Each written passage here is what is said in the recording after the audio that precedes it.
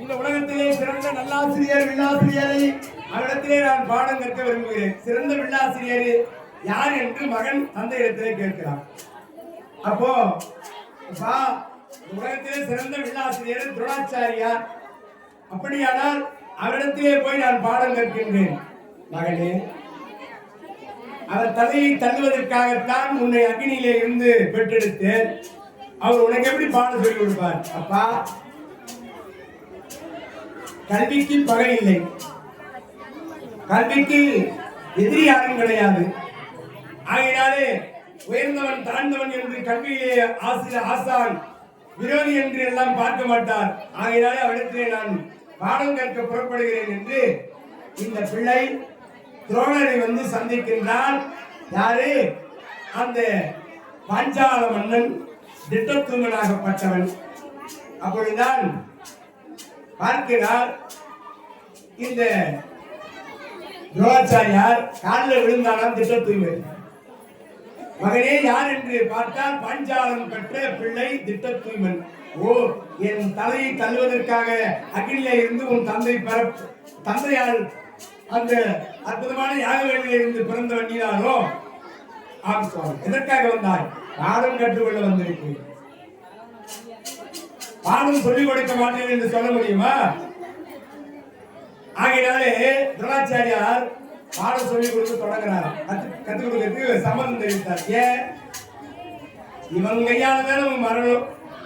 எப்படியா இருந்தாலும் இவன் தான் நம்மளை கொல்ல போறான்னு தெரியும் அவருக்கு. இவன் யாருக்கிட்ட வித்த கத்து, எப்படியா இருந்தாலும் என்ன வந்து கொல்ல போறான். இருந்தாலும் நாமே வித்த கட்டு, இவன் கையாலே நம்ம போறதா நல்லது. மரணம் என்று தெரிந்தோ கரணம் அறிவற்றிலங்கு திரள் கலை சொல்பவன் பால் கனல் பயந்தோன் சரணமல தந்தலை கொண்டு ஜனநூல் எனக்கு தருக என்றான். மரணம் இவனால் தனக்கு என்பது உணர்ந்தும் குருவும் மாறாறு அளித்தான். மரணம் என்று இவனால் தனக்கு என்று எண்ணி குருவானவர் வித்தையை கற்றுக் கொடுக்க சம்மதித்து அந்த துரோணாச்சாரியார் பாடம் கற்றுக் கொடுக்க திட்டத்தூய்மனுக்கு பாடம் கற்றுக் கொடுக்க சம்மதம் தெரிவித்தார். அவன் திட்டத்தூய்மன் படிக்கிறார். அதன் பிறகு இங்கு அரசவையிலே அஸ்தினாபுரியிலே எல்லோரும் கூடுகிறார்கள். அரச பதவியை யாருக்கு கொடுக்கலாம்? ஆகையால இவர்களுக்கு அறிவு போட்டி வைக்கலாம் என்று முடிவெடுத்தார்கள். அறிவு போட்டி சிறந்த முறையிலே இப்பொழுது விஷ்மாச்சாரி அங்கு துரியோதனை அழைத்தார். துரியோதனா, இந்த நாடு நகரம் முழுவதும் தேடி திரிந்து நல்லவர்களை கணக்கெடுத்து கொண்டு வா. சொல்படி துரியோதனன் சென்றான். தாத்தா, நாடு முழுக்க தேடி பார்த்தேன், ஒரு நல்ல கூட இல்லை, எல்லாம் கட்டவங்களா. ஒரு நாள் கூட நல்லது இல்லை, மொத்த பேருமே கட்டவங்களாவே இருக்கிறாங்க. அவங்க கண்ணுக்கு எல்லாம் கட்டவங்களா தெரிஞ்சாங்களா. புத்தி எப்படியாப்பட்ட புத்தி பாரு. அதுக்கப்புறம் தர்மராஜா கூப்பிட்டாரு. பீஷ்மாச்சாரி தர்மராஜா கூப்பிட்டு, தர்மா, இந்த அத்தினாபுரியிலே கெட்டவர்கள் கணக்கு எடுத்துட்டு வாப்பாரு. போய் கணக்கு எடுத்துருவா. தர்மராஜா போய் கணக்கு எடுத்துட்டு வந்து, தாத்தா, இந்த அத்தினாபுரியிலே ஒரு ஆள் கூட கெட்டவர்களே இல்லை தாத்தா, எல்லாம் நல்லவர்களாக இருக்கிறாங்க. நல்லவர்கள் கண்களுக்கு நல்லவர்களாக தெரிவாங்க, கெட்டவர்கள் கண்களுக்கு எல்லாம் கெட்டவர்களாகவே தெரிவாங்க. ஆக இப்படி இவர்களுடைய எண்ணம் எப்படி இருக்கிறது என்பதை பீஷ்மாச்சாரி புரிந்து கொண்டு அரசவையை கூட்டினார். எல்லோரிடத்திலையும் இங்கு யாருக்கு மணிமகுடம் சூட்டலாம்? மூத்தவன் தருமன். பாண்டு இளையவனாக இருந்தாலும் அவன் மகன் மூத்தவனாக இருப்பதனாலே அரச உரிமை அவனுக்குத்தான் கொடுக்க வேண்டும். திருநாட்டினா உன் மனக்கருத்து என்ன? அப்படியே ஆகட்டும் அப்பா. துரியோதனா, உன் மகன் கருத்து என்ன? அப்படியே ஆகட்டும் அப்பா. பெரியவர்கள் குடும்பத்திலே மூத்த மகனுக்குத்தான் அரச உரிமை. ஆகையாலே பீஷ்மாச்சாரி அதற்கான ஏற்பாடு செய்தார். ஏற்பாடு செய்து நாளைய தினம் தருமன் தெய்வத்திரு பந்துவின் புதல்வன் குந்தி தேவியாருடைய தலைமகன் தர்மராஜாவிற்கு மணிமகனுக்கு சூட்டி பட்டத்து யானை மாலை வலம் வந்து அவருக்கு பட்டாபிஷேகம் நடைபெறும். தர்மராஜா அரசனாக்க உத்தரவிடுகிறார். இப்ப யானை மேல வலம் வராரா? எப்படியா? புதிநலம் திகழ் புருகுலத்திற்கு ஆதிமன்னாகி அனங்கனை வென்றான். போதிநலம் திகழ் போருகுலத்திற்கு ஆதிபனாகி அனங்கனை வென்றோன். நிதியினாலும் நிறைந்தனன் உன்னோள் ஓதிய கேள்வி உதித்திரன் என்னார். உதித்திரனுக்காக அற்புதமான முறையிலே மணிமகுடம் சூட்டி பட்டத்து யானையிலே அமர வைத்து அவரை அஸ்தினாபுரியை வலம் வருகிறார்கள். இவர்தான் அஸ்தினாபுரியின் இளவரசு அரசு தர்மராஜா வாழ்க அப்படின்னு யானை மேல உட்கார வச்சு அஸ்தினாபுரியை வலம் வராங்க. அதை பார்த்த இந்த கோணமூஞ்சி சகுனி சனா வச்சா சனி, குணா வச்சா குனி, முனா வச்சா முனி, அந்த கோணமூஞ்சி சகுனி, அந்த கோணமூஞ்சி சகுனி. துரியோதனா, என்ன மாமா? அவன் மாமான்னு சொன்னா இவன் ஆமான்னு சொல்லுவான். எப்பா, நான் எங்க நாட்டுக்கு போறேன்டா, என் ஊருக்கு நான் போறேன். போட்டா மாமா, ஏன் மாமா போற? நீ நான் வீட்டுக்கு போயிட்டாடா, நான் வீட்டுக்கு போயிட்டா.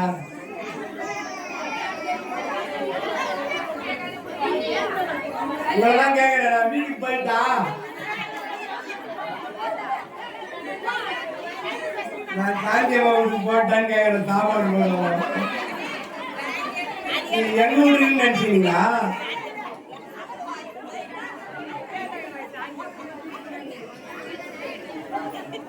அந்த கோணமூஞ்சி சகுனி பார்த்தா, ஏன் மாமா அப்படி சொல்றீங்க மாமா? ஏண்டா, இந்த அஸ்தினாபுரியினுடைய உன் தந்தை திருதராஷ்டிர மகாராஜா, அவன் தான் மூத்தவன். அவன் உள்ள நீ உனக்கு தானே அரசு உரிமை கொடுக்கணும். எங்கோ காட்டில திரிந்த பஞ்ச பனாதி அந்த தருமனுக்கு பட்டாபிஷேகம் செய்து மணிமகுடம் சூட்டி இந்த யானையில வளம் வந்து கொண்டிருக்கிறானே, இத பார்த்துக்கணும் நான் இருக்கணுமாடா? அவன் எதுக்கு வந்தான்? காரியத்துக்கு வந்தான். காரியத்துக்கு வந்தவன் ஆட்சி தங்கலாமா? அவன் ஆண்டு மகாராஜா காரியத்துக்கு வந்தா அவன் ஒரு காரியமா வந்தா. துரியோதனா, உனக்கு நல்ல காரியம் பண்ணிட்டு போறேன்டா. நல்ல காரியம். ஒரு நல்லா காரியம் பண்ணிட்டு போறேன்டா நானு. காரியத்துக்கு வந்தா ஐயா துரியோதனுக்கு காரியம் முடிச்சுட்டு தான் போறான். பாரு எப்படி கதை கட்டா ஊற்றி போயிருப்பாரு. அதான் ஒரு வீட்டு காரியத்துக்கு போனா ராகு தரக்கூடாதுன்னு இவன் பாண்டு மகாராஜா காரியத்துக்கு வந்தா நடப்புக்கு ராத்திரி வந்து அங்க ராகு தங்கி பகல் தங்கி மறுநாள் தங்கலாம். தங்கலாம் அங்கேயே இருந்தான். துரியோதனுக்கு காரியம் பண்ற நீங்களாம் மாமா. ஏன் மாமா? ஆமாண்டா, இப்போ கஜானாப்பட்டியில நீ அரசனா இருந்தா நான் போய் கை வச்சு எடுக்கலாம், எனக்கு உரிமை இருக்கு. இப்போ தருமன் அரசாண்டா நீயே போய் கை வச்சு உரிமையோடு பணம் எடுக்க முடியுமா? செலவு பண்றதுக்கு முடியுமா? ஆகையினாலே நான் என்ன பண்றது மாமா? நான் உனக்கு சொல்லி தரட்டா? நீ அப்பா கிட்ட போய் அழுடா. அழ தெரியாத துரியோதனுக்கு கோணம் முஞ்சி சகுனி, குட்டி கலகம் பண்றவன், குடும்பத்தை கெடுக்கிறவன், எல்லார் கொடிய அழிக்கிறவன் அந்த கோணம் முஞ்சி சகுனி அந்த துரியோதனுடைய மனசை மாத்திட்டான். அழ தெரியாத துரியோதனே நாங்க அப்பா கிட்ட போறோம். அப்பா, கண்ணு தெரியாத திருநாட்ட மகாராஜா தடவிகளே மகளே, என்னடா என்ன? துன்மதியான சுயோதனன் மாகி, துன்மதியான சுயோதனன் மாகி, தன்மதியால் அருள் தந்தையை எய்தி, புன்மதியா முறை சிற்சில் புகன்றான், மன்மதியாதும் மதித்திலாதான், மன்மதியாதும் மதித்தலிலாதான். என்னடா மகனே கண்ணே துரியோதனா? அப்பா, எங்களுக்கு வாழ்க்கை வேண்டாப்பா. ஏன்டா அப்படி சொல்ற? அப்பா, அரசாட்சி உரிமையை அண்ணனுக்கு தந்து விட்டாயே என்ற தருவனுக்கு இனிமேல் இந்த நாட்டில நாங்க இருக்கணுமாப்பா? அப்பா, அதுதான் என்னடா தப்பு? இந்த நாட்டினுடைய அரச உரிமை பாண்டவருக்குத்தான் முதல்ல கொடுத்தார்கள். அண்ணனிருக்க தம்பினான் ஆளலாமா? ஆகினாலே அண்ணா நீங்கள் ஆளுங்கள் என்று அரச உரிமையை எனக்கு கொடுத்தார். அந்த உரிமையை மூத்தவனா இருக்கிற தருமனுக்குத்தான் நான் கொடுக்கணும். நேற்று உடத்திலே சம்மதம் கேட்ட பொழுது நீ ஒப்புக்கொண்டு இப்பொழுது வந்து அழுகிறாயடா என் கண்ணே. ஏண்டா? உன் பதம் யாவும் உதித்திரனுக்கே, யாவும் உதித்திரனுக்கே, மன்பதையோடு பதம் யாவும் உதித்திரனுக்கே, மன்பதையோடு வழங்கினை என்றாய். அன்பது ஈலா அவனொரு சேர்மதத்தால், அன்பது ஈலா அவனொரு சேர்மதத்தால், என் பரமம்மா இறந்ததை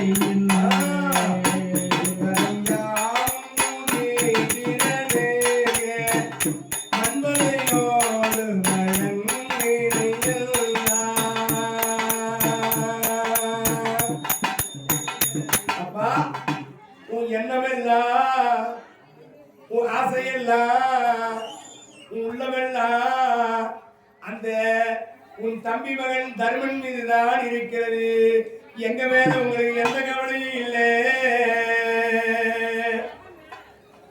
அப்படின்னு அழ தெரியாத துரியோதன கண்ணீர் வடிக்க ததும்ப அழுகுறானா துரியோதன. அழுது அழுது அழுது அழுது தந்தையினுடைய மனம் மாறிப்போ. இப்ப நான் என்னதான் செய்யறது?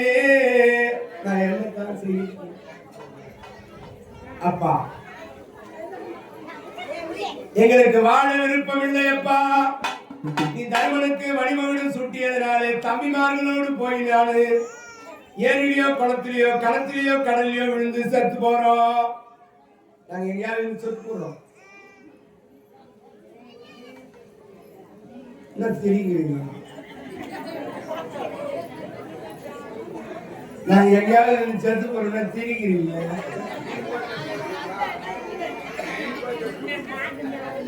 துரியோதனன் சொல்றான் தம்பிமார்களோடு, அப்பா நாங்க வாங்க மாட்டோம்பா, நாங்க போய் ஏரியிலயோ குளத்திலயோ கிணத்துலயோ கடல்லையோ போய் வந்து செத்து போடுறோம்பா.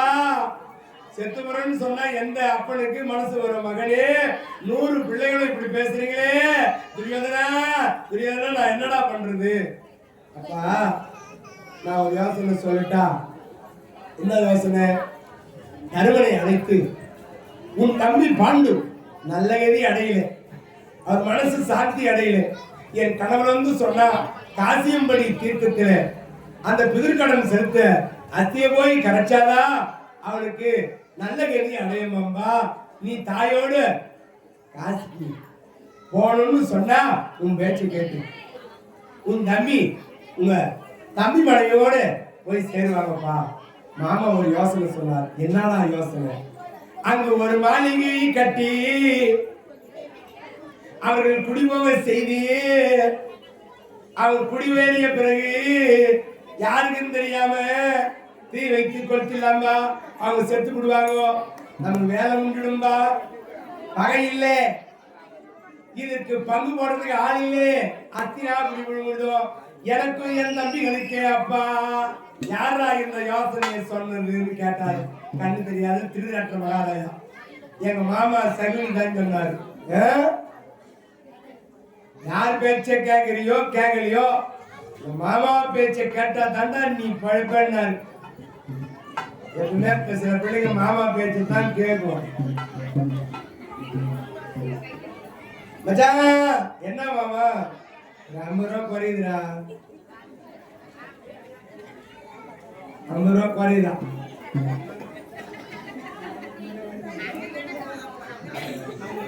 அதுக்கே மாமா கவலை பாருங்க. நாங்க சைடிஸ்லாம் நான் பார்த்துறேன் மாமா. சுண்டல் பிரசாதம் அதெல்லாம் வந்து பார்த்துக்கிறாங்க. மெயின் அன்னதானம்லாம் இங்க நம்ம ஊர்ல போய் சொல்லுவேன். நான் ஊர் பக்கம் வேற 8 கொடுக்குறாரு கூட இருக்கு.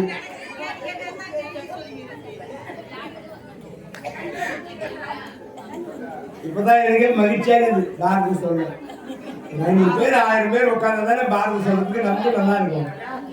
கம்முன்னு 4 தூளை பார்த்துக்கிட்டே நானே சொல்லிங்கன்னா எனக்கே ஒரு மாதிரியா இருக்குது. இப்பதான் சந்தோஷமா இருக்கு. 2 பேர் வந்து உட்கார்ந்து சிரிக்க. இப்படிலாம் முதல்ல சுத்தி போடணும், கண்ணு பற்று போகுது. சுத்தி சுத்தி போட்டு வராங்க. ஆக அதன் பிறகு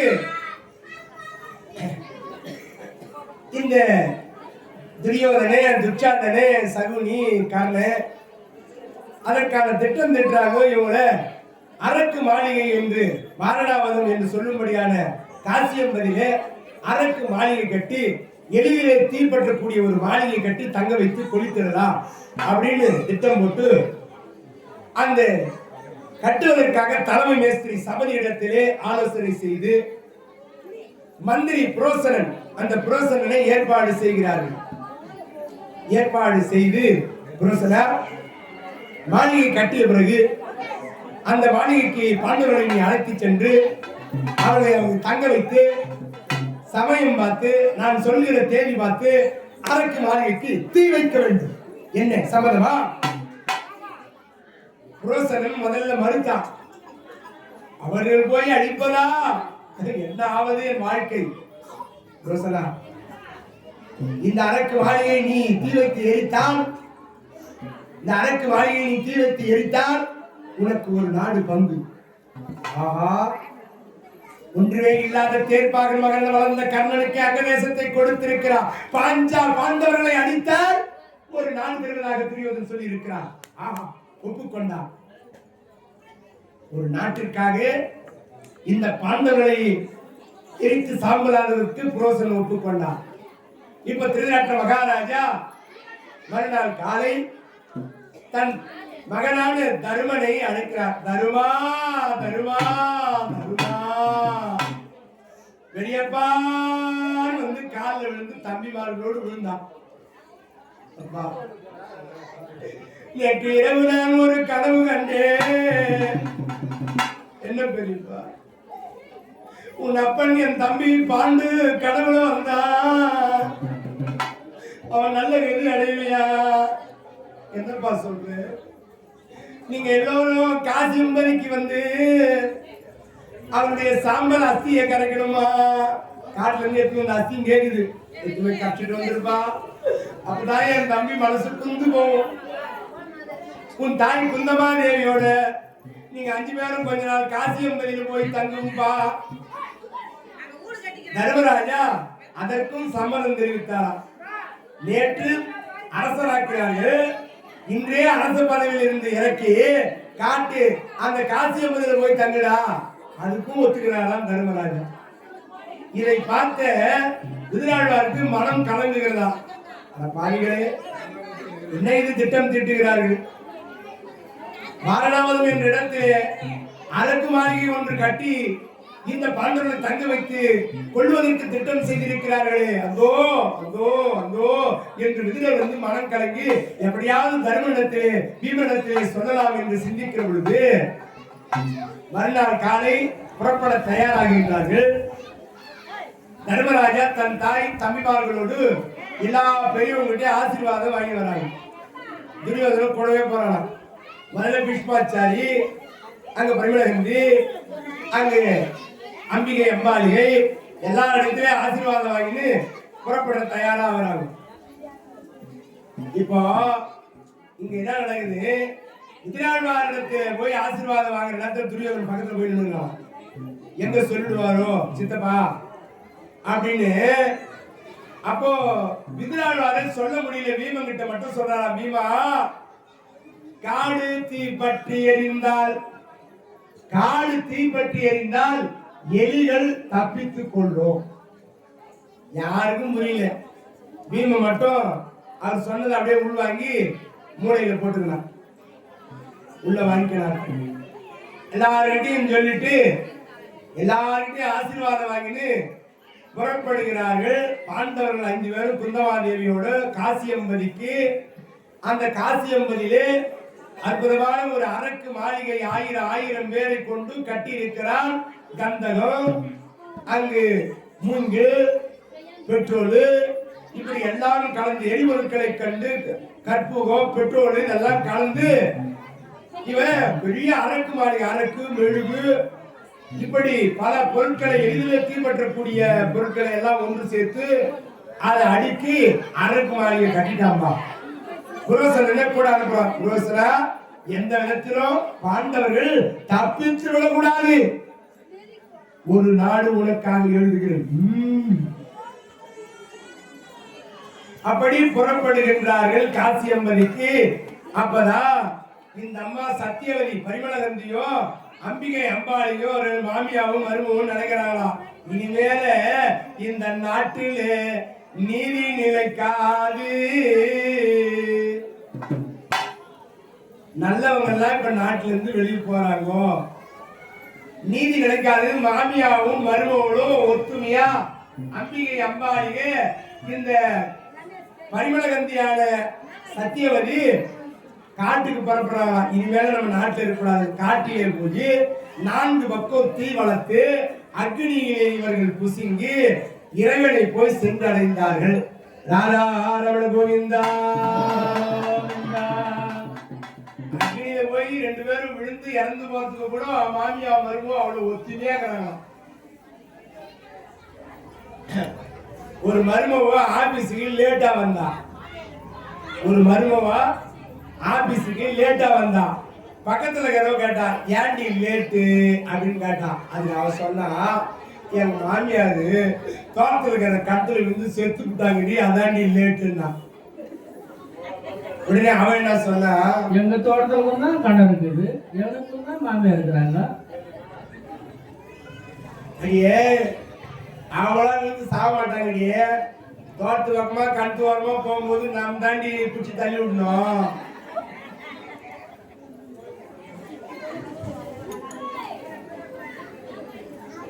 இவங்க சொல்ல எங்க பக்கமா இருக்கு சொல்றேன்.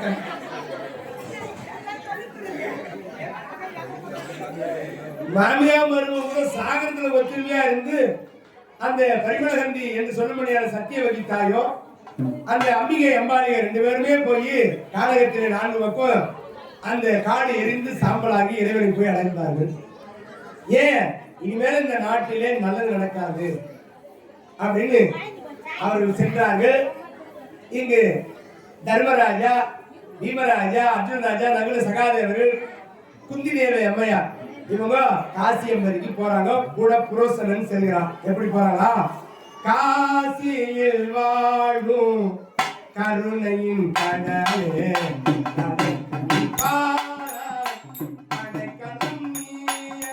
கருணையின்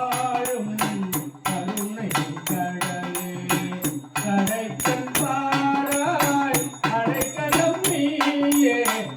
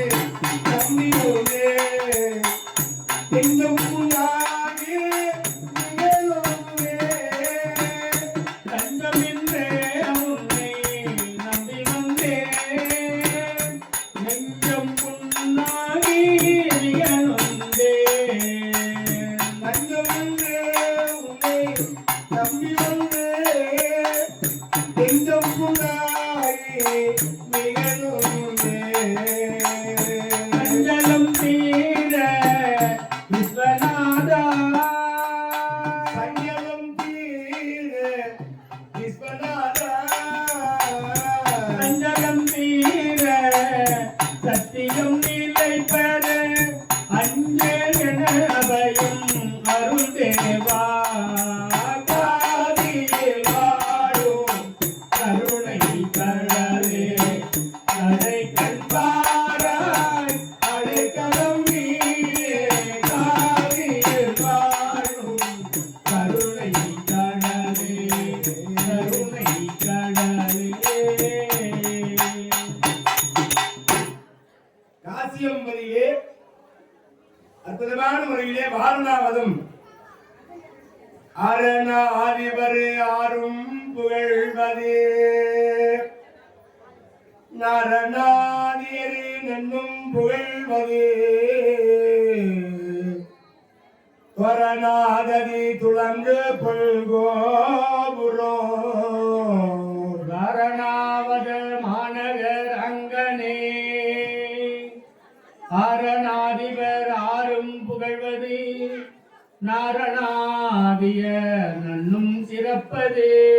இப்படி வாரணாவதம் என்று சொல்லும்படியான திருத்தலத்திற்கு செல்கின்றார்கள். புரோசனோடு சென்று அங்கு காசியம்பதியிலே காசி விஸ்வநாத பெருமான் விசாலாட்சி அம்மையை தரிசனம் செய்து 8 திக்களோ அன்னபூர்ணி அந்த அன்னபூர்ணி அம்மையாரை தரிசனம் செய்து அங்கே திருவாரூரிலே பிறந்தால் முத்தி சிதம்பரத்தை போய் தரிசித்தால் முத்தி காஞ்சிபுரம் மண்ணை போய் மிதித்தால் முக்தி, காசியில போய் இறந்துட்டா முக்தி, நம்ம திருவண்ணாமலை நினைத்தாலே முக்தி. அண்ணாமலையார் நன்றியாவே முக்தி ஆனது. அண்ணாமலையாருக்கு ரோகவரா, தென்னாடுடைய சிவையே ஓட்டி, ஏகம்பத்துறையந்தாய் போற்றி, கடலே போற்றி, கனகத்திரளே போற்றி, மலையாளே அண்ணாமலையாளே போற்றி போற்றி. அரக்கு மாளிகை முடிந்த பிறகுதான் அன்னதானம் வழங்கப்படும்.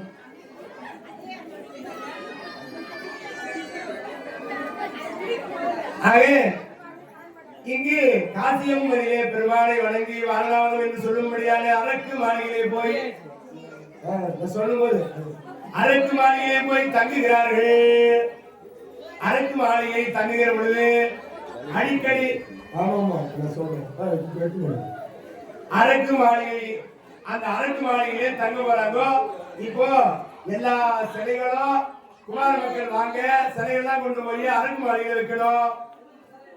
அரக்கு மாளிகையில் கொண்டு போய் குமார மக்கள் காப்பு கட்டி குமார மக்கள் எல்லாம் வாங்குவோம். சிலைகள்லாம் அரக்கு மாளிகைக்கு போகணும், கனப்பிரகாரம் போகணும்.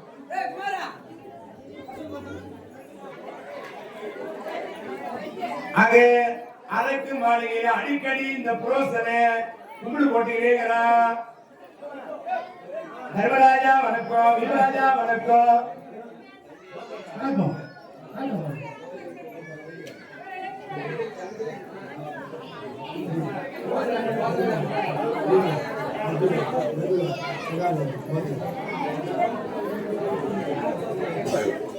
தர்மராஜா, குந்தி, பீமராஜா, அர்ஜுன் ராஜா, ரகுராஜா, சகாதேவ ராஜா, போத்த ராஜா எல்லாருமே போகணும். போத்த ராஜாவோட போகணும். சரி, இப்போ பீமனையும் தர்மராஜா மட்டும் எடுத்துக்கணும், போத்த ராஜா மட்டும் எடுத்துக்கணும் போதும். ஊர்ல எல்லாரும் எடுத்துக்கோங்க. நம்ம ஊர் பழக்கம் பிரகாரம் பீமனும் போத்த ராஜா மட்டும் போனா போதும். நீங்க எல்லாம் அங்க இருக்கிற மாதிரி நினைச்சீங்க.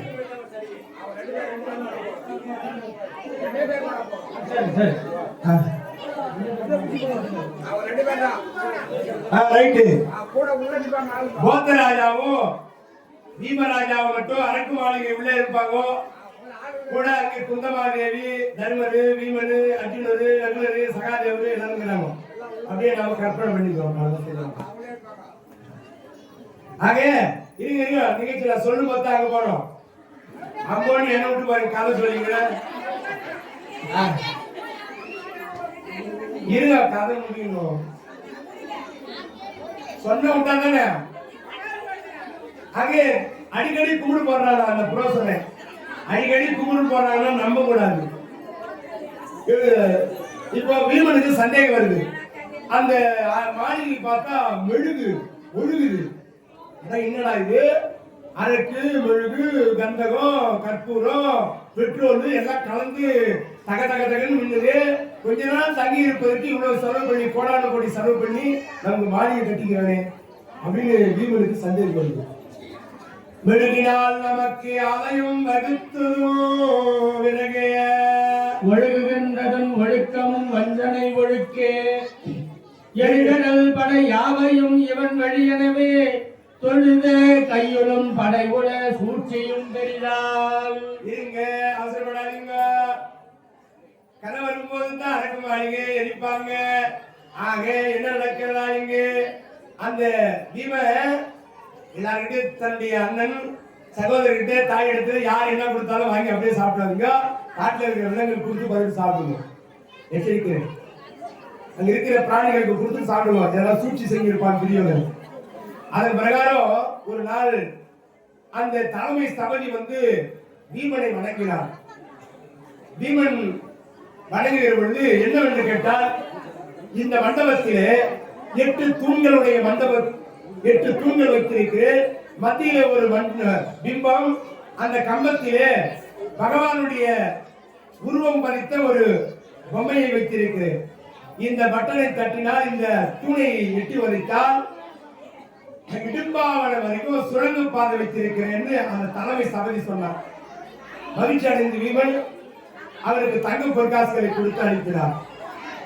ஒரு நாள் அமாவாசை இரவு இந்த அரக்கு மாளிகைக்கு தீ வைக்க வேண்டும்.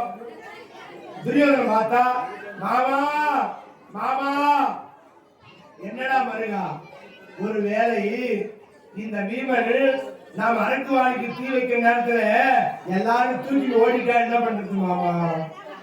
மாமா மாஸ்டர் பிளான் தருகிறேன், கவலை வேண்டாம். அங்க இருக்கிற வேடர்களை கொண்டு மலைத்தேன், ஜபாது மலையிலே மலைத்தேன் இருக்கிறது. அந்த வேடர்களை கொண்டு தேனிய விஷம் கலந்து அதை குடிக்க வைத்தால் மயக்கத்தோடு விழுந்துடுவார்கள். அரக்கு மாளிகைக்கு தீ வைப்பது எளிது, ஏற்பாடு செய், ஒற்றர்கள் மூலியமாக வேடுவர்களை கொண்டு புரோசனத்தை சொல்லி அனுப்பு என்று சொல்ல, அதே போலகாரோ வேடுவர்கள் தேனை கொண்டு வருகிறார்கள் அரக்கு மாளிகைக்கு. பார்த்தார் வீமன், எங்கு வருகிறீர்கள்? துரியோதன மாமன்னர் உங்களுக்கு கொம்பு தேன் கொடுத்து அனுப்பியிருக்கிறார், மலைத்தேன், சாப்பிடுங்கள். அப்படியா? அந்த அறையில் போய் வைங்க.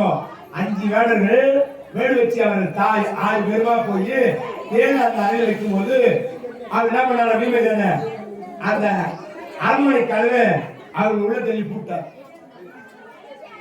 அதன் பிறகு இந்த புரோசனத்தில் ஒற்றர்கள் ஓடி வந்து சொல்கிறார்கள், நாளை தினம் அமாவாசை. அமாவாசை தினத்தன்று அரக்கு மாளிகை தீ வைத்துவிட்டால் அந்த பாண்டவர்கள் புசித்து சாம்பலாகிடுவார்கள். ஆகவே புசிக்கு சாம்பலாகிவிட்டால் உனக்கு ஒரு நாடு அரசன் துரியோதனன் சொல்லி இருக்கிறான். அப்படியே ஆகட்டும், வருகிற அமாவாசை இரவு தீ வைக்க வேண்டும். ஆகட்டும். அன்னைய தினம் இந்த புரோசனே இந்த காடகத்தை காசியம்பரிய எல்லா இடத்துலையும் சுத்தி காமிட்டு போறான். காடு, மலை, ஆறு, ஏரி, குளம், மடுவு, குன்று, ஒரு இடம் விடாத இவங்க களைப்பாயிடுவாங்க. சுற்றி திரிந்து வந்து களைப்பாயிட்டு தேன் பறிக்கிட்டு படுத்துட்டாங்கன்னா இவங்க கதையை முடிச்சிடலாம் அப்படின்னு எல்லா இடமும் சுற்றி திரிந்து வந்து இழுத்து வந்து அரண்மனையில விட்டான். எல்லாரும் தூங்கிட்டாங்க, களைப்பு முடியல. ஆனா பீமதேவனும் புரோசனும் மூச்சுங்கிறாங்க. புரோசன் என்ன நினைக்கிறான்? பீமன் தூங்குவான்னு பாக்குறான். பீமன் என்ன நினைக்கிறான்னா புரோசனம் தூங்குவானான்னு 2 பேரும் கதை பேசிக்கினேங்கிறாங்க. இப்படி நடந்தது, அப்படி நடந்தது, இப்படி இருந்தது, அப்படி இருந்தது, இந்த காட்டிலே அதை பார்த்தோம், இதை பார்த்தோம், இப்படி எப்படி எல்லாம் ஓடிக்கிட்டு கதை. அப்படி பீமனும் அந்த புரோசனத்திலே பேசிக்கினே இருக்கும்போது கொஞ்சம் கொஞ்சமா புரோசனு அவன் ஒரு கதை கேட்டுக்கினே பீமன் சொல்ல கதை கேட்டுக்கினே புரோசனம் தூங்கிட்டாங்க. அவன் தூங்கிய பிறகு பீமன் ஜனம் பார்த்தா, இப்ப ரெடியாகிறாரு அரக்கு மாளிகை இருக்கிறதுக்கு. நீங்க எல்லாம் எழுந்து போய் அரக்கு மாளிகை பார்க்கலாம். அந்த அரக்கு மாளிகை தீ வைக்கிற நிகழ்ச்சி. பீமன் அந்த அரக்கு மாளிகை தீ வைத்து அங்கிருந்து ஓட்டம் பிடிச்சுட்டு தன்னுடைய தாயை அந்த அற்புதமாக தன்னுடைய அண்ணன் தருமன், அர்ஜுனன், அண்ணன் சகாதரன் தூக்கி கொண்டு அருமையா அங்கிருந்து அந்த நடுவில் இருக்கக்கூடிய மண்டபத்தினுடைய தூணை எட்டி வளைத்து அரக்கு மாளிகை இவராக தீ வைத்து விட்டு புறப்படுகிறார். அருமையான முறையில் அந்த அரக்கு மாளிகையிலிருந்து இடும்பாவனத்திற்கு புறப்படுகிறார்கள். நீங்களும் போய் அரக்கு மாளிகை எரிகின்றதை பாருங்கள். சிறப்பான நிகழ்வு நடைபெற இருக்கிறது. நாளைய தினம் இடும்பி முக்கால ஞானபுரி 2 பம்ப வாத்தியங்களோடு மிக சிறப்பான முறையிலே அந்த இடும்பி முக்கால ஞானபுரி நடைபெறும். அதை கலந்து கொண்டு சிறப்பிக்க உங்களை இருகரம் கூப்பி வேண்டி விரும்பி கேட்டுக்கொள்கிறோம். இப்பொழுது அரக்கு மாளிகை நிகழ்வு. ராதாரமண கோவிந்தா கோவிந்தா கோவிந்தா கோவிந்த நாம சங்கீர்த்தனம் கோவிந்தா கோவிந்தா. பார்வதி பதைய அரக மகாதேவா வெற்றிவேல் முருகனுக்கு. நமது திருவண்ணாமலை மாவட்டம் போலூர் வட்டம் அத்திமூர் கலியம் கிராமத்திலே நடைபெற்று கொண்டிருக்கின்ற மகாபாரத அக்னி வசந்தோற்சவ விழாவிலே இன்றைய தினம் அம்மன் பிறப்பு அரக்கு மாளிகை அம்மன் பிறப்பு சிறப்பான முறையில் நடந்தேறியது. இப்பொழுது அரக்கு மாளிகை என்கின்ற நிகழ்ச்சி ஆலயத்தின் சார்பாக, கிராமத்தினுடைய சார்பாக இப்பொழுது அரக்கு மாளிகையிலே இங்கு புரோசனோடு அருமைமிகு தர்மராஜா, பீமராஜா, அர்ஜுனராஜா, நகுலராஜா, சகாதேவராஜா, தாய் குந்தமாதேவி இந்த அற்புதமான அரக்கு மாளிகையிலே 7 பேர் இருக்கிறார்கள். ஒரு அறையிலே வேடுவர்கள் 5 பேரும் ஒரு தாய் வேடுவச்சியும் அந்த அறையிலே பூட்டப்பட்டு இருக்கிறது. இவர்கள் தான் இந்த அரக்கு மாளிகையில் இருக்கிறார்கள். அந்த துரியோதனுடைய எண்ணம் அரக்கு மாளிகையிலே பாண்டவர்களை எரிக்க வேண்டும், அவர்களை அழிக்க வேண்டும் என்பதற்காக அரக்கு, மெழுகு, கற்பூரம், கந்தகம் போன்ற எளிதிலே தீப்பற்றக்கூடிய பொருட்களை வைத்து இந்த அரக்கு மாளிகையை பாண்டவர்களை அழிப்பதற்காக காசியம்பதியிலே வாரணாவதம் என்று சொல்லும்படியான இடத்திலே இவர்களை அழிப்பதற்காக திட்டம் தீட்டி புரோசனனை அனுப்பினான். ஆக புரோசனன் இந்த திட்டத்தின்படி இன்றைய தினத்திலே பாண்டவர்கள் எல்லாம் அந்த காசியம்பதியிலே காடு, மலை, ஏரி, ஆறு, குளம், குன்று பல இடங்களுக்கு சுற்றி அழைத்து சென்று பல்வேறு இடங்களிலே ஏறி இறங்கி அரண்மனைக்கு வந்து அரக்கு மாளிகையிலே தங்கினார்கள். இரவெல்லாம் தங்குகிற நேரத்திலே இவர்கள் உறங்கி விடுவார்கள். நாம் இதுதான் சமயம், இன்றைய தினத்தில் அரக்கு மாளிகைக்கு தீ வைத்து பாண்டவர்களை அடித்து தப்பித்து விடலாம் என்ற முயற்சியில் இருக்கிற பொழுது புரோசனன் வீமனிடத்திலே பல கதைகளை பேசுகிறான். வீமன் புரோசனிடத்திலே பல கதைகளை சொல்லுகின்றான். எல்லோரும் தூங்கிவிட்டார்கள். ஆனால் வீமன் தூங்கவில்லை. கதை கேட்டு கொண்டிருந்த புரோசனை கொஞ்சம் கொஞ்சமா தூங்க ஆரம்பிச்சான். ஊங்குட்டிங்கனே அந்த புரோசனனும் தூங்கிவிட்டான். இதை உணர்ந்த வீமன் அரக்கு மாளிகைக்கு நாமே தீ வைக்க வேண்டும். இந்த அரக்கு மாளிகையிலே 8 தூண்கள், மத்தியிலே இருக்கிற ஒரு தூணிலே என்ன இருக்கிறது என்றால் பகவானுடைய உருவம் பதித்த ஒரு முத்திரை இருக்கிறது. அந்த தூணை எட்டி உதைத்தால் இடும்பாவனம் வரைக்கும் சுரங்கப்பாதை இருக்கிறது. இந்த அரக்கு மாளிகை தீ வைத்து தாயை முதுகிலே சுமந்து கொண்டு தன்னுடைய அண்ணன் தருமனையும் தம்பி அர்ஜுனனையும் வலதுபுறமாக, நகுல சகாதேவர்களை இடதுபுறமாக தூக்கி கொண்டு அந்த அரக்கு மாளிகைக்கு தீ வைக்கின்ற நிகழ்ச்சி இப்பொழுது நம் கலியம் கிராமத்திலே சிறப்பாக நடைபெற இருக்கிறது. ராதா ஆரவண கோவிந்தா கையில வச்சு கையில கதை வச்சு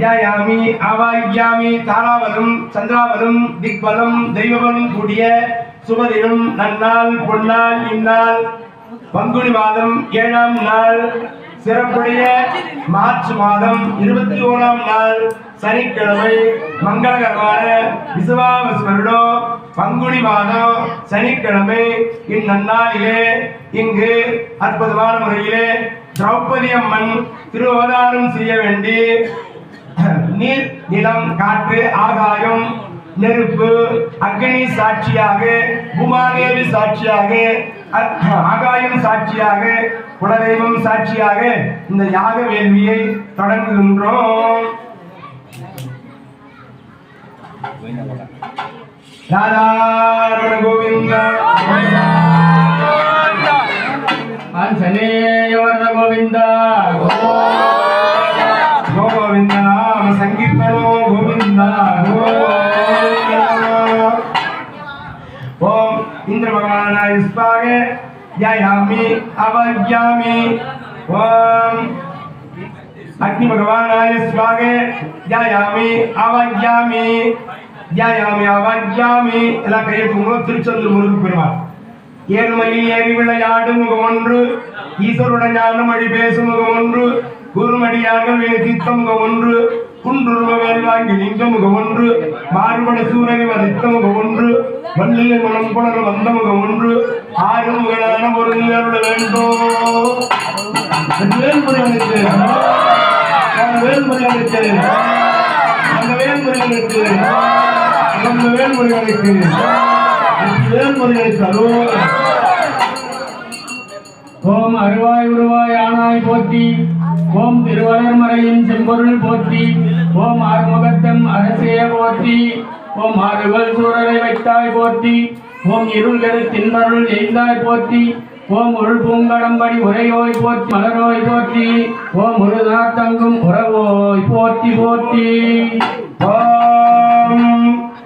यमधर्माय स्वागे ध्यायामि अवज्ञामि ओम यमाय स्वागे यमधर्माय स्वागे ध्यायामि अवज्ञामि ओम निधि भगवानाय स्वागे ध्यायामि अवज्ञामि मंदिरम आவது நீர் வானவர் மேலது நீர் சுந்தரம் ஆவது நீர் துதிக்கப்படுவது நீர் செந்துவர் வாயுமை பங்கன் ஜோதி அற்பெரும் ஜோதி தனி பெரும் கருணை அற்பெரும் ஜோதி எல்லாம் திருவண்ணாமலை பார்த்து கையெழுத்து கொடுங்க பெற்றதாகரை மகமறந்தாலும் தாய் மறந்தாலும் உற்றதேகத்தை உயிர் மறந்தாலும் மறந்தாலும் கற்றறிஞரும் கலை மறந்தாலும் கண்களின்றி வைப்பது மறந்தாலும் நல்லவர்கள் உள்ளிருந்தோங்கோ நமச்சிவாயத்தை நான்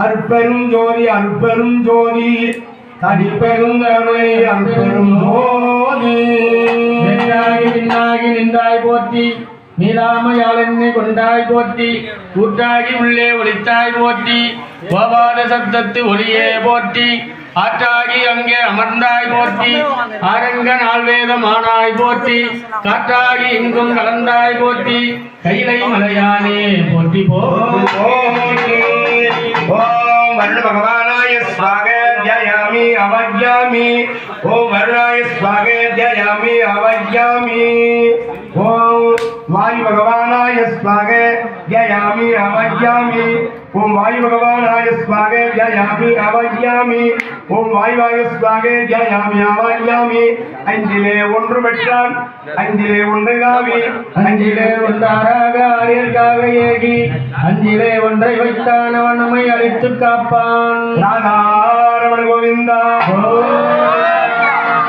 திருப்பதி ஏழுமலையான பார்த்தாங்க எல்லாம் கையெழுத்து கொடுங்க ராதாரமண கோவிந்தா மலைவேலைகள் தீர்க்கும் திருமால் நெடியாறு வெங்கடவா இக்கோயில் வாசல் அடியாரும் ஆடவரும் அறம்பெயரும் கிடந்து எங்கே படியாய் கிடந்திருப்பவள் வாய்க்காண்பேரோ ஊரிலேன் காணி இல்லை உறவு மற்றொருவர் இல்லை ஆரையில் பாதம் மூலம் பக்திவேன் பரமமூர்த்தி காரில் வண்ணனே கண்ணனே கதறுகின்றேன் ஆருளர் கலைகளம்மா ராதாரமண கோவிந்தா பரமுடரும் செல்வம் தந்திடும் அடியார் படுதுயர் ஆயுதெல்லாம் நிரந்தர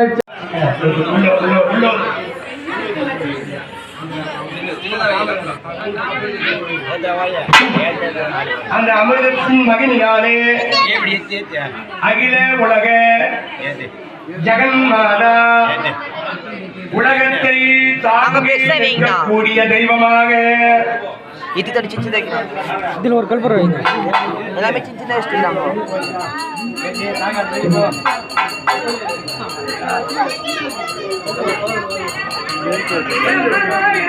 உலகத்தை தாங்கி நிற்கக்கூடிய தெய்வமாக அப்படியே மறுபடியும் பொறுமையா எழுதுங்க அழகு திருமேனியாக பச்சை கிளி கொண்டு திரௌபதி அம்மன் திருவதாரம் செய்தார்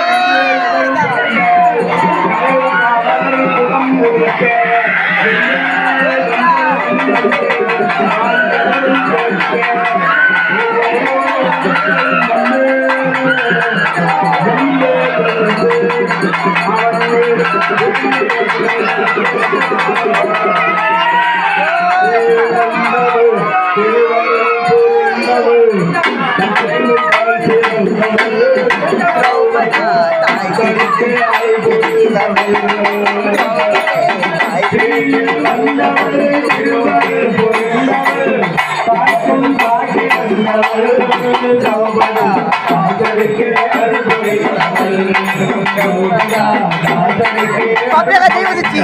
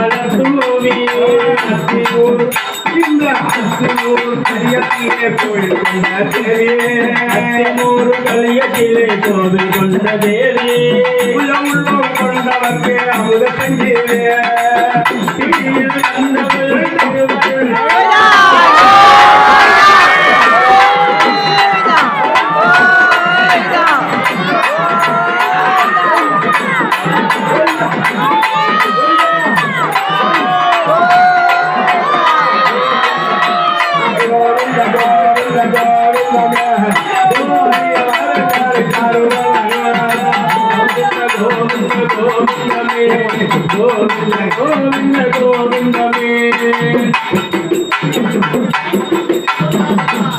கோவிந்த கோவிந்த கோவிந்தமே கோயில மரங்களை தருவாரே கோவிந்த கோவிந்த கோவிந்தமே கோரிய வரங்களை தருபவரே கோவிந்த கோவிந்த கோவிந்தமே கோரிய வரங்களை தருபவரே கோவிந்த கோவிந்த கோவிந்தமே கோரிய வரங்களை தருபவரே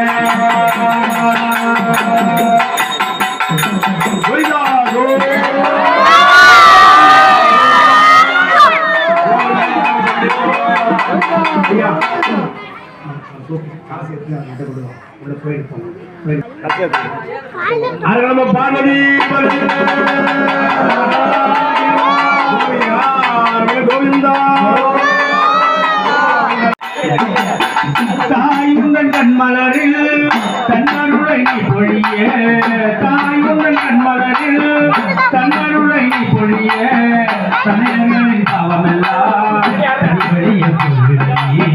தனிவழிய போயிடுமே மஞ்சள் கழகு மங்களாவு கழகு வண்டியடையழகு வண்ணமுக பேரழகு வண்ணமுக பேரழகு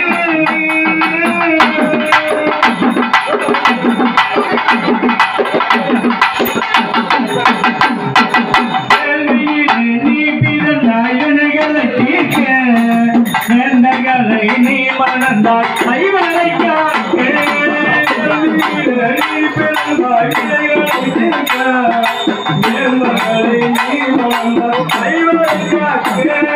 வரமளிப்பா எங்களுக்கு வாழ்வதற்காக வரமளிப்பா எங்களுக்கு வாழ்வதற்காக உனை வணங்குகின்றோம் தாயே நீ வாழ்த்துவதற்காக உனை வணங்குகின்றோம் தாயே நீ வாழ்த்துவதற்காக மஞ்சள் பொட்டழகி மங்கள பொட்டழகி அழகி வண்ணமிகு பேரழகி வண்ணமிகு பேரழகி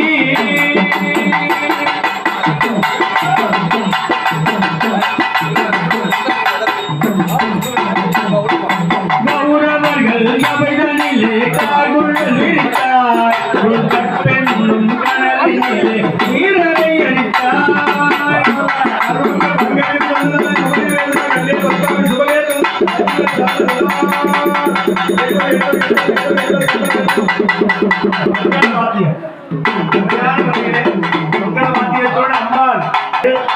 சிறப்பான முறையிலே அகில உலக ஜெகன்மாத அகிலந்து கோடி வந்ததினாலே துறைகளை வதைக்க வந்த தேவி திரௌபதாதேவி யாக நெருப்பிலே பிறந்ததினாலே யாகசேனி அம்மா பாஞ்சால மன்னன் மகளானாலே பாஞ்சாலி அம்மாளுக்கு பாஞ்சாலி ஒரு பேரு.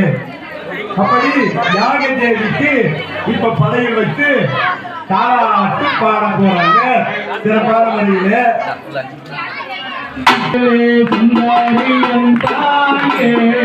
சந்ததம் சிந்தையிலே வந்து நிற்பாயே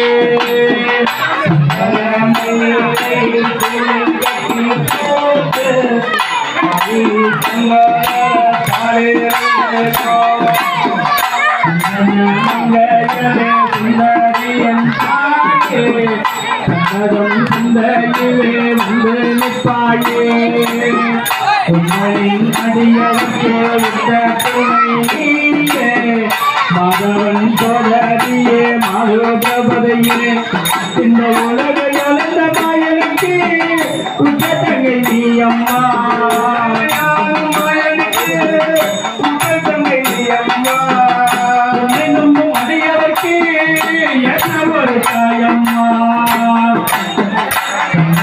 மங்கையலே சுந்தரியன் தாயே சங்கதம் சிந்தையிலே வந்து நிற்பாயே உங்களின் அடியவர்க்கு உற்ற துணை நீயே மாதவன் சோதரியே மாதுபதையே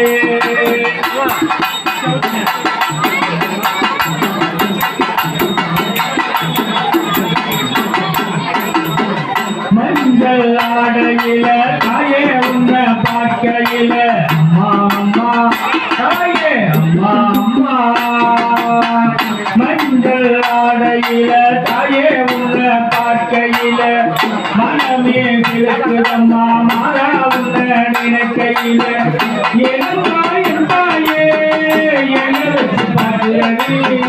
நடமாடும் தேயே என்னருந்து போகிறது தாயே வருவாயே இது தருணமம்மா தேயே துணை பாட நீ வந்திரம்மா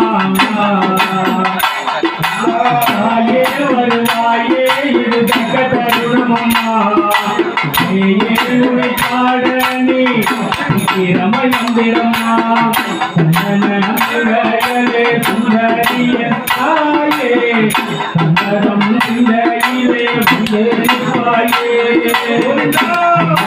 அடியவசே துணை நீயே மாதவன் சோதரியே மாதுகவலையே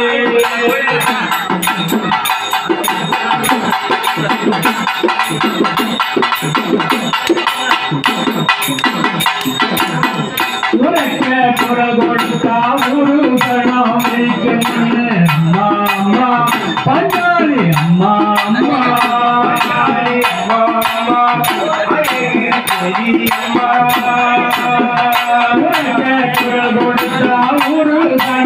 ஜயாமி அவஜ்ஜாமி ஓம் துர்காய ஸ்வாக ஜயாமி அவஜ்ஜாமி ஓம் ஈசான்யாய ஸ்வாக ஜயாமி அவஜ்ஜாமி ஓம் ஈசான்யாய ஸ்வாக ஜயாமி அவஜ்ஜாமி.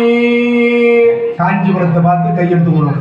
காஞ்சியிலே காமாட்சி, மதுரையிலே மீனாட்சி, காசியிலே விசாலாட்சி, படவேட்டிலே ரேணுகாதேவி, மலையனூரிலே அங்காள பரமேஸ்வரி, ஸ்ரீபுரத்திலே சக்தி அம்மா, மருவத்தூரிலே ஆதிபராசக்தி அம்மா, மாலை பந்தலிலே பச்சை அம்மா, எங்கள் கலியும் கிராமத்திலே காளியம்மா, கலையாத கல்வியும் குறையாத வயதுவோர் கபடி வாராத நட்பும் அங்காத வளமையும் கொண்டாத இளமையும் கடுப்பினி இராத உடலும் சரியாத வருமும் மகளாத மனைவியும் அவராத சந்தானமும் தாழாத கீர்த்தியும் மாறாத வார்த்தையும் தடைகள் வாராத குடையும் குறையாத இன்பும் கோலாத கோல் ஒரு துன்பம் இல்லாத வாழ்வும் பெரியனின் பாதத்தில் அன்பும் ஒரே பெரிய தொண்டரோடு கூட்டு கண்டாய் அலையாய் அழுதொழில் வாய்கள் ரங்கைய ஆதிகடபூரின் வாழ்வே அபுதீசர் உருவாக மகளாத சுகவாணி அருளாமி அபிராமியே.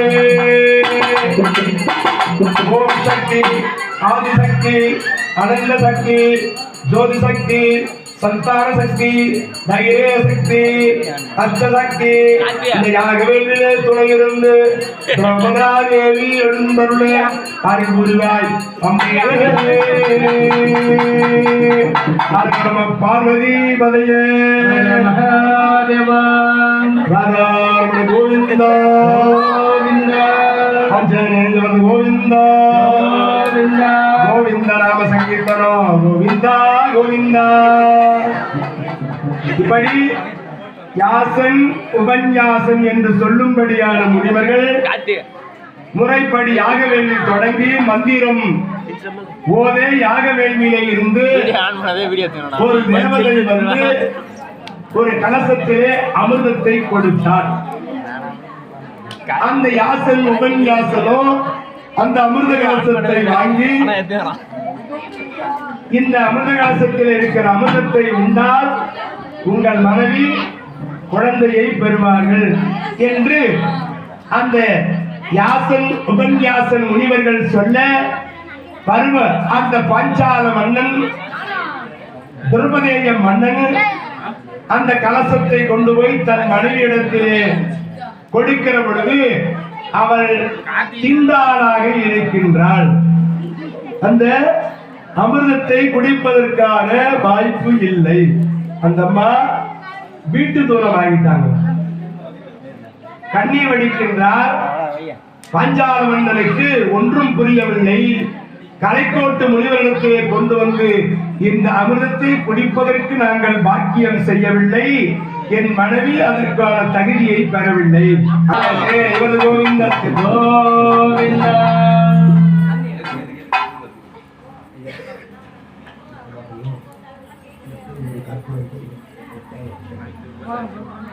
அந்த யாக வேள்வியில் இருந்து அற்புதமான முறையிலே காசிராஜன் மகளாய் இருந்த அம்பை என்ற பெண் பாஞ்சாலம் செய்த வேள்வியிலே ஆணும் இல்லாமல் பெண்ணும் இல்லாமல் அலி என்ற வடிவத்தோடு சிகிண்டியாக வந்து திரு அவதாரம் செய்தால் ராதாரமண கோவிந்தா ஆஞ்சநேய கோவிந்தா கோவிந்தா.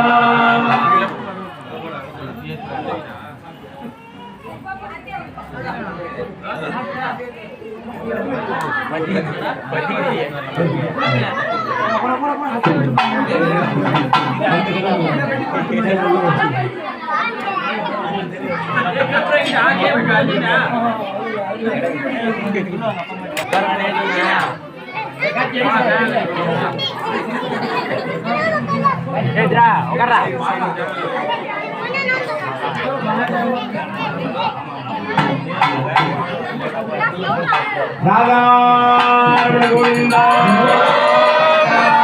யாக வேள்வியிலே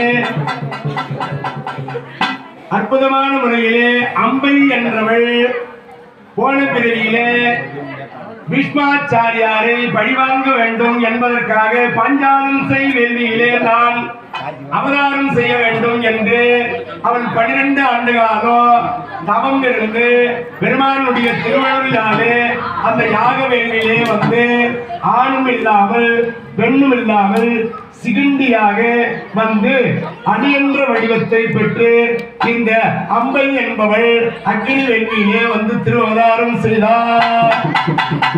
பார்வதி மகாதேவா.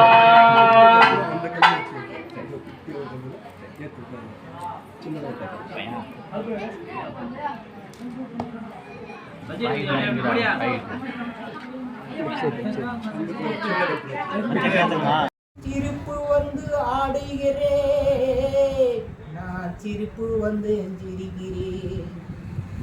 நான் பார்த்தானும் பார்த்திருப்பேன், நான் இவராயுவல்லே.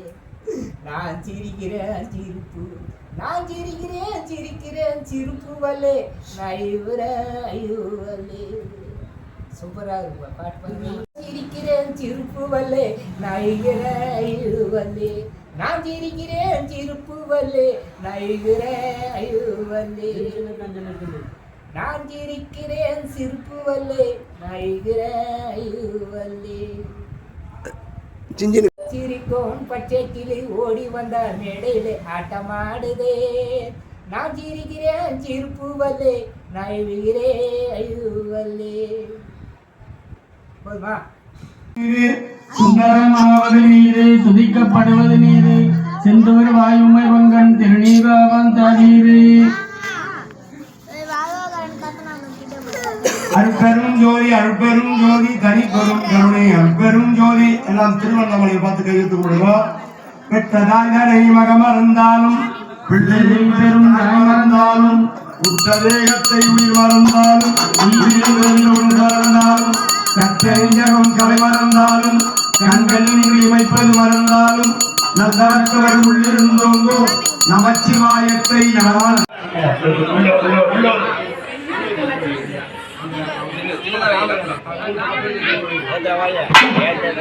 அந்த அமிர்தத்தின் மகிழ்ச்சியாலே அகில உலக ஜெகன்மாதா உலகத்தை தாங்கக்கூடிய தெய்வமாக இத்தி சின்னதா இதில் ஒரு கல்புரம் வைங்க.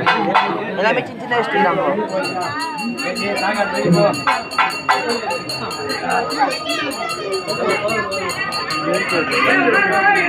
உலகத்தை தாங்கி நிற்கக்கூடிய தெய்வமாக அப்படியே மறுபடியும் பொறுமையா எழுதுங்க.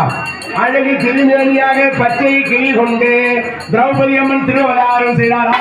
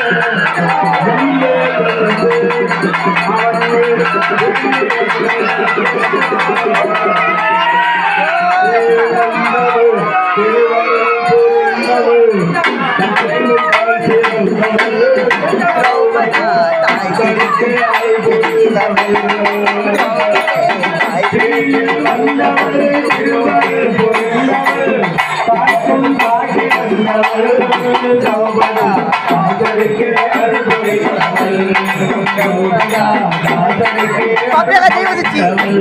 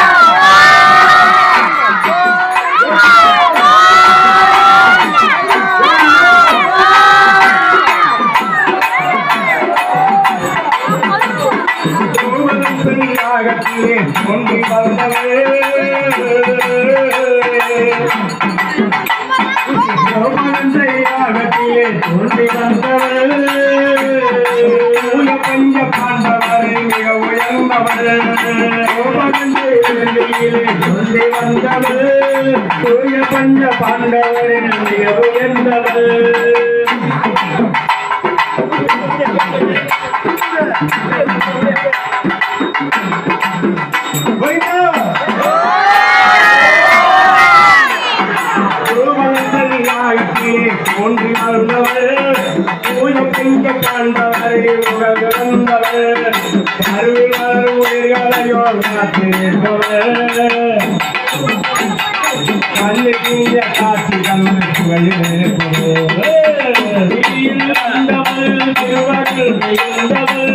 காக்கும்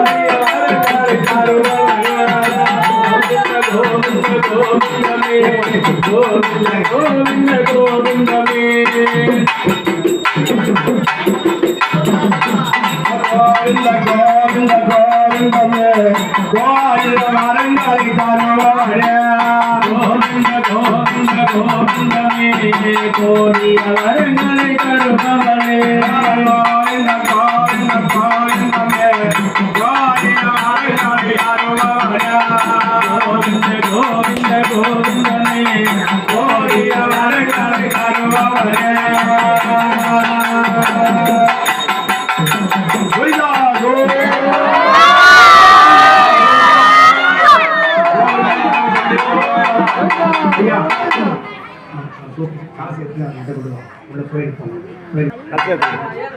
அரகணம பார்வதி